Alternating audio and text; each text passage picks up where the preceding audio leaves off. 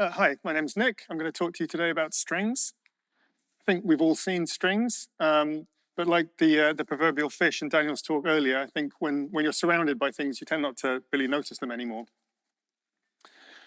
Swift strings have a reputation for being kind of difficult to use if you want to do anything complicated. Getting something like the nth character, for example, in C, it's very straightforward. You just pass the index you want, and it gives you back the character you asked for. Objective-C is slightly more verbose. It wouldn't be Objective-C if it wasn't, but it's basically the same idea. And then you've got Swift with this incredibly complicated expression with lots of repetition, and it makes us ask the question, why is it so difficult? Well, the reason is because string index in Swift is not an integer. It's this opaque type that can only be manipulated by using methods on string itself. You can move it forwards or backwards or a certain number of steps. Okay, but why?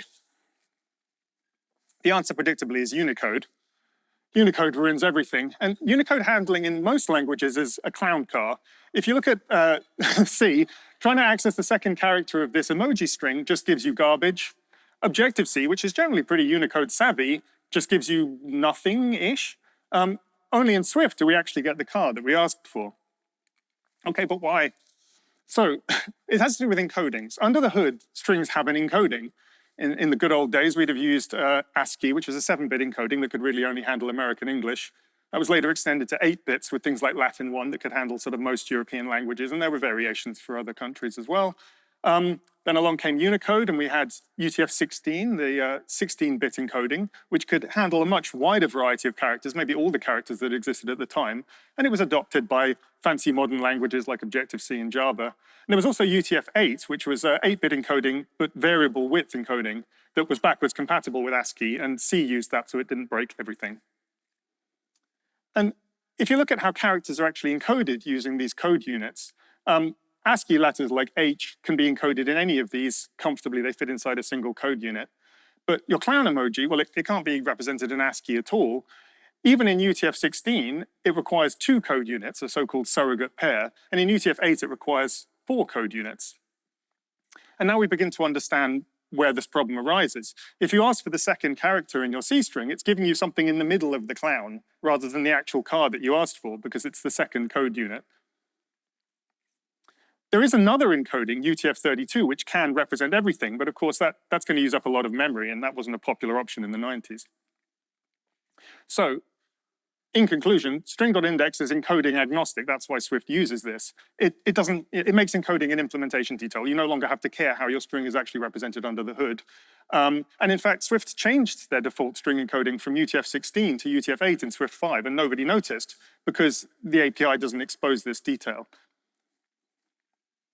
Okay, but why not give us a nicer API at least? Like, it's pretty trivial to write an extension like this that just, you give it an integer and it gives you the correct index. And if we had this, we could just write code as if we were using C, except that it actually works. So, like, why didn't the Swift team give us this? You know, do they just not like us very much? Well, the reason is because of performance, unfortunately. Because strings can have like a variable different number of code units per character, you can't just jump to the character you want. You have to count up from the beginning. That's a big O of n operation for those who like big O.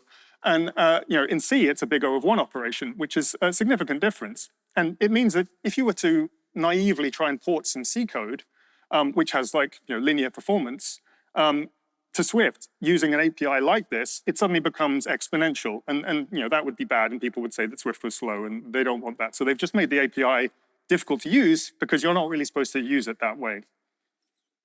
But that does kind of raise the question, well, why not use UTF-32? I mean, memory is cheap now.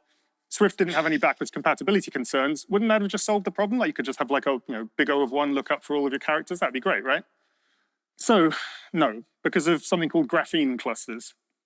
So unfortunately, even with like the full 4 billion possible code points, that still can't represent all of the emoji that we can think of. If you take something like woman using a computer, this is not in fact a single code point in Unicode. It's a combination of woman plus computer with a 0-width joiner in the middle. And again, Swift handles this correctly with its characters, but there's no possible encoding that could make this a big O of 1 operation. And so this is how we ended up where we are. So Swift's API is not bad, it's just a hard problem, effectively. That's my defense of it. So in conclusion, how long is a piece of string? Well, it depends. It depends on the encoding, and it depends on the characters. That's all I had to say. Thank you.